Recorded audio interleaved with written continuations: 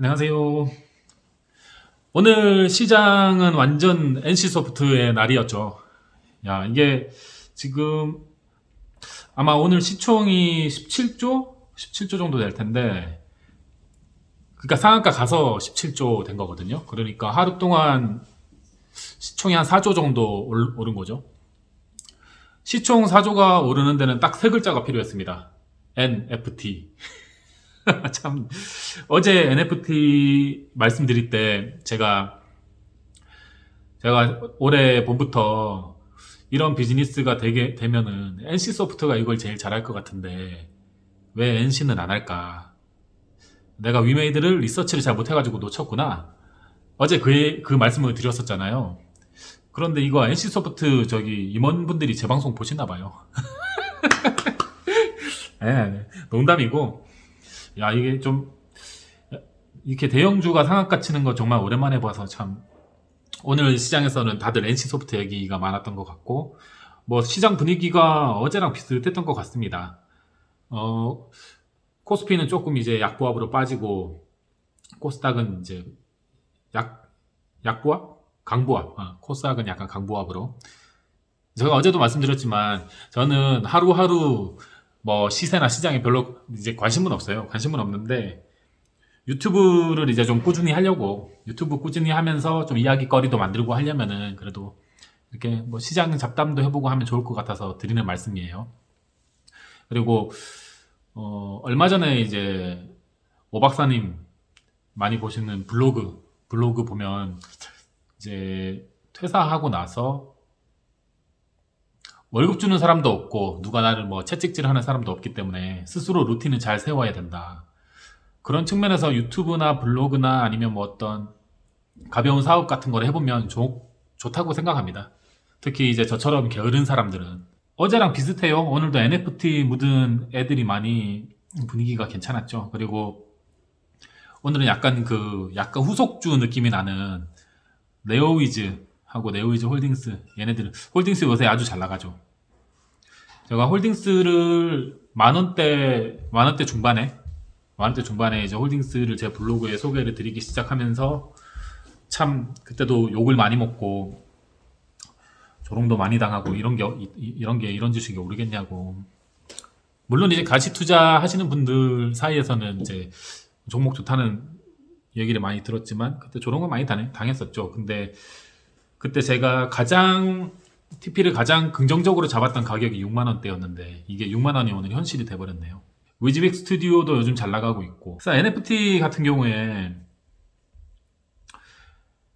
오늘 NC소프트가 NFT 관련해서 컨콜에서 얘기를 하면서 시총 4조가 불어났는데 약간 이거 광기 같기도 하거든요. 그러니까 물론 이제 NFT 붙이고 리니지 안에 경제 생태계를 이미 잘 운용해본 회사라서 뭔가 회사 외적으로 이것저것 연결하면 잘 할 것 같기는 한데, 뭐 어제 제가 말씀드렸듯이 NFT가 붙기만 하면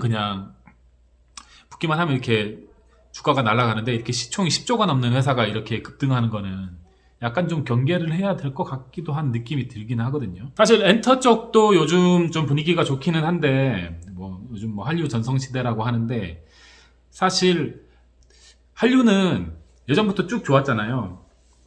요즘 뭐 리즈 시절이라고 하는데 이렇게 기억을 곰곰이 이렇게 거슬러 올라가 보면 그 한국 문화를 일본 사람들이 좋아해 줄 때가 있었고 중국 사람들이 좋아해 줄 때가 있었고 그다음에 이제 좀 약간 글로벌리 이렇게 확산되는 때가 있었던 것 같은데, 사실 NFT 얘기를 또 하자면 어제 말씀드렸지만 NFT 자체가 중요한 게 아니거든요.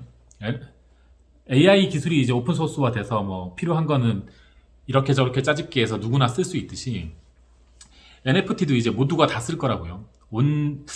우리가 사는 삶 곳곳에 이제 NFT가 다다닥 침투돼서 좀 여기저기 편리하게 쓰일 텐데, 가장 잘 쓸 수 있는 회사들이 많은 분들이 아시겠지만 게임 회사, 그 다음에 엔터 회사들이거든요. 그래서 제 생각에 이건 제 내피셜인데, 위메이드 후속으로 뭐 NC소프트, 뭐 네오위즈 이런 회사들이 따라가고 있지만, 뭐 원래 뭐 어쨌든 좀 비즈니스 제대로 하는 회사 중에 엔터사들도 나중에 NFT 제대로 묻으면은 한번 좀 시세를 줄 것 같기도 한데 이게 좀 밸류에이션이 안 나와서 안 줄 것 같기도 하고 뭐 쉽게 꺾일 저건 아닌 것 같은데 꺾일 때 어떤 모습이 나올지 되게 궁금하거든요. 위메이드가 꺾이고 후속 게임즈들이 위메이드 다음 타자로 시세를 줄지 아니면은 섹터 자체가 게임 섹터에서 엔터 섹터나 이렇게 섹터 자체가 이동을 할지 되게 궁금하거든요. 그래서 좀 지켜보고 있고 NFT 하는데 사실 NFT 자체보다는 그 회사가 갖고 있는 본질적인 체력, 본질적인 비즈니스, 본질적인 컨텐츠가 더 중요해요. 많은 분들이 말씀하시지만 게임 회사는 이제 어떤 IP를 갖고 있냐, 뭐 엔터 회사도 마찬가지고 다 그렇습니다. 회사의 본질이 진짜 중요한 거고요. 너무 NFT 한다고 혹해서 이렇게 쓸려다니면 안 될 것 같은 아주 중요한 시기 같아요. 엔터 회사 얘기 나와서 잠깐 한마디 드리고 싶은데 이분이 생각나거든요.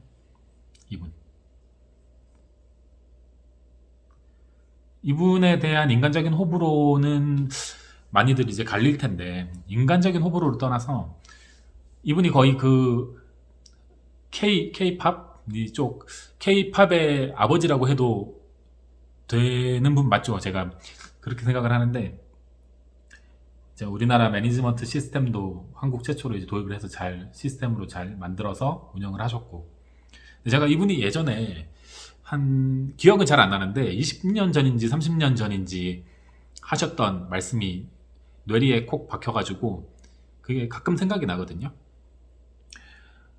그러니까 그 당시에 이수만 회장님이 데리고 있던 연예인들이 외국에서 인기를 많이 끌면 정작 자기 연예인들은 돈을 별로 못 벌어도 한국에 대한 이미지가 좋아져서 외국인들이 가전제품 하나를 사도 한국 제품을 사고 자동차를 사도 한국 자동차를 산다.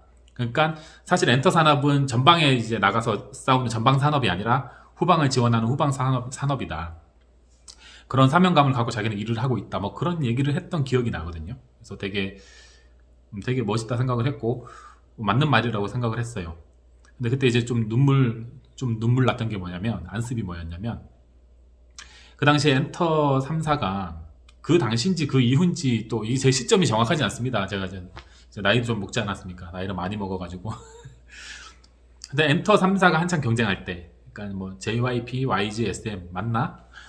이때 이제 좀 안습이 이거는 약간 시점이 약간 이분이 이 말씀하고 시점이 더 뒤네. 이 3사가 경쟁할 때니까 엔터 산업이 뭐 한류다 뭐다 해서 국제적으로 되게 주목도 많이 받고 인기도 많은데 정작 그 당시에 이 엔터 3사 시총이 세 개 회사를 다 합쳐도 1조가 안 됐어요. 그래서 엔터 쪽이 인기 많이 끌고 뭐 한류를 만들고 이런 건 알겠는데 니네 그래서 돈은 어떻게 벌 건데 했던 그런 의문이 되게 많았던 적이 있었거든요. 근데 지금 이제 엔터사들도 돈을 버는 방법을 찾아내서 해법을 좀 찾아낸 지가 오래잖아요. 좀 오랜만에 엔터사들 시총을 좀 보니까 좀 그때 생각하면 고무적이긴 한데 일단 하이브 혼자서 지금 시총이 15조. 하이브 혼자서 시총이 15조네요. 물론 이제 그 뭐 여러 가지 희석 요인은 감안 안 하고 그냥 네이버에 적힌 것만 봤을 때 SM이 1조 8천억, YG가 1조 3천억, JYP가 1조 8천억이네요. 그럼 세 개 다 합치면 5조가 좀 넘어가는 수준인 것 같은데 그래도 뭐 비약적으로 큰 거죠. 이 정도면. 예. 주변에 이제 저희 스터디나 주변에 투자하는 형들 얘기를 들어보면 아직도 모 엔터 회사는 싸다. 업사이드가 아직도 열려있다. 그렇게 말씀하시는데 엔터사가 진짜 돈을 못 벌 때가 있었어요. 뭐 그런 생각이 나네요. NFT 얘기하다가 엔터 얘기로 넘어오고 뭐 그런저런 생각이 났습니다. 그리고 어제 제가 영상 만든 거 보니까 뭐 영상이 30-40분을 넘어가가지고 너무 늘어지는 것 같아서 오늘은 좀 짤막하게 하고 끝낼게요. 증시 잡담 같은 경우에는 이렇게 매일매일 코멘트식으로 이렇게 그날 뭐 있었던 얘기나 이렇게 한마디씩 하고 넘어가는 거 어때요? 할까요 이거 계속? 좀 진중한 투자 얘기는 콘텐츠 좀 만들어서 제대로 콘텐츠를 만들어서 올리고 뭐 이런 거는 이렇게 하고 그리고 저희 아시겠지만 저희 본질은 가치 투자자입니다. 그래도 뭐 시장은 보고 있으니까 매매는 많이 안 해요. 매매는 거의 안 하는데 또 시장을 보기는 보고 있으니까요. 뭐 미친 듯이 보진 않아요.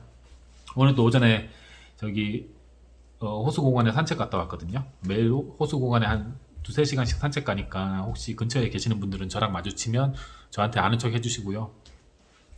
오늘 그 투자자 압권님 블로그에서 편의점 알바 레전드라는 글을 봤는데 20대 백수라고 하시는데 자기가 이제 알바할 때 이제 경험담을 정리를 해주셨어요. 이렇게 물품이 원래는 이렇게 정렬이 제대로 안 돼 있고 먼지가 쌓여 있고 막 이런 거를 자기가 이걸 물건을 다 꺼내가지고 닦고 제대로 잘 팔리게 진열을 새로 했다 뭐 그런 내용들이거든요. 이거 내가 이렇게 말하면 꼰대 같을 수도 있는데 저는 사실 어릴 때부터 일을 할 때 제가 100을 받으면 120을 일해주자 마인드였거든요. 이 포스팅의 이분처럼. 이거 젊은 분들은 이런 삶의 태도가 좀 중요한 것 같은 게 역지사지 마인드로 한번 생각을 해보시면 내가 돈을 주고 어떤 사람을 섰는데 그 사람이 내가 돈 준 만큼 효율을 못 내. 그러면 안 쓰고 싶죠. 사람을 쓴다 이런 표현이 웃기긴 한데 뭐 어쨌든 안 쓰고 싶잖아요. 그런데 내가 누구한테 어떤 일을 맡겼는데 그 사람이 기대 이상으로 해내면은 그 사람한테 뭘 더 주고 싶거든요.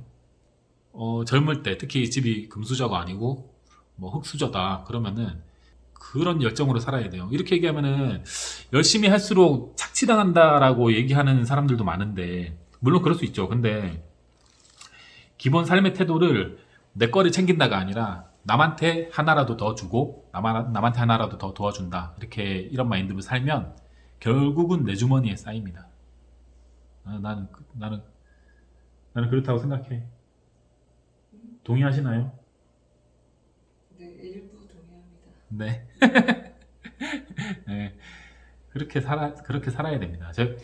사실 그 주식 시장이나 이렇게 사업으로 성공하신 분들 막 나와가지고 강연도 하시고 자기 블로그 같은 것도 운영하시고 하시잖아요. 저는 아닙니다. 저는 아닌데 그분들이 그렇게 남한테 가르쳐주고 뿌리고 뭐 이렇게 하나라도 더 도와주고 알려주려고 하는 그런 태도들이 사실은 그분들한테 다 득이 돼요. 물론 이제 배우는 사람은 더 득이 되겠지만 그렇게 남들한테 자꾸 베푸르고 이렇게 알려주고 도와주고 하면은 결국 그게 다 자기한테 나중에 돌아옵니다. 제 말이 맞나 틀리나 한번 그렇게 살아보세요. 오늘의 증시 잡담은 여기서 끝내겠습니다. 내일 또 뵐게요. 내일 뵐게요. 이런 약속은 하지 말까? 혹시 못 뵐 수도 있으니까. 하여튼 감사합니다.